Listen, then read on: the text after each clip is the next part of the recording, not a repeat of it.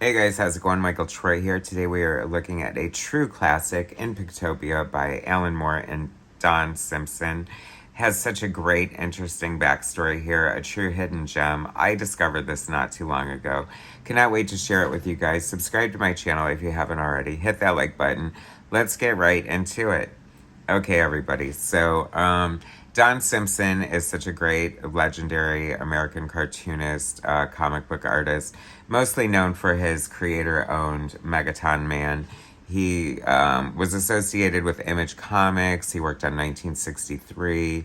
He did a parody of the origin of Image Comics called Split in Image. He's a scholar, just like such an amazing character himself. I had the pleasure of interviewing him recently, and during my research, I came across this hidden gem, or hidden to me anyway, in Pictopia. I cannot believe this was never on my radar, and I'm so glad it is now. A short story written by Alan Moore and illustrated by Don Simpson.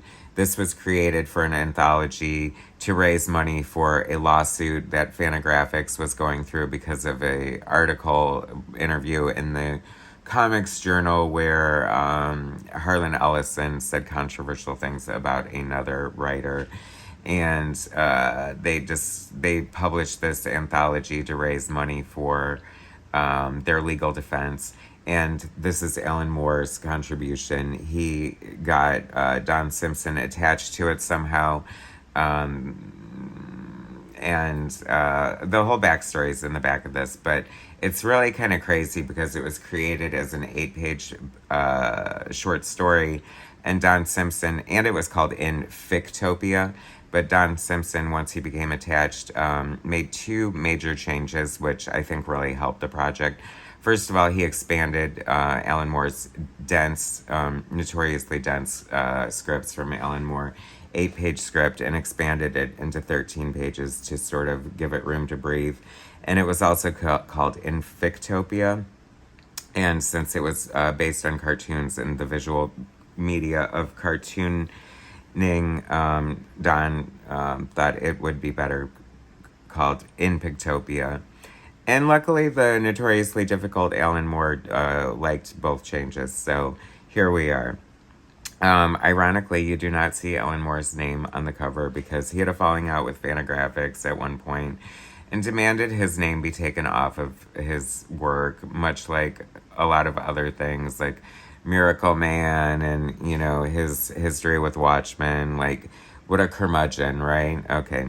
So anyway, who cares? So this is the greatest 8-page story. It's Pictopia is like this fictional, city where cartoons live, and the old school cartoons are being edged out by the newer, like sleeker, hipper, grim and grittier sort of superheroes.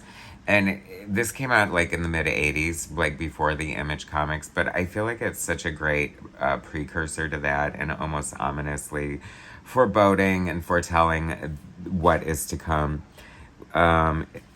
So the main character is this, let's see, what is his name? Nocturnal or something. Anyway, what a gorgeous, like, look at this. Okay, so Alan Moore screenplay, Don Simpson director, Pete Poblowski. So Don Simpson basically lettered and drew it, and then Eric Vincent colored it, and then Mike Cazala came in and did some, like, cartooning, and Carl Stalling, I don't know exactly what he did, but it's all detailed in the back here. But I love the lettering. Don Simpson's letters are so awesome. I love this city. You can see the buildings are made of like comic strips. So it's just very cool. You know, there's like the black and white area of town. There's the funny town ghetto. There's like these avatars that you will often find in Alan Moore's work. So basically Blondie is red and she's a hooker.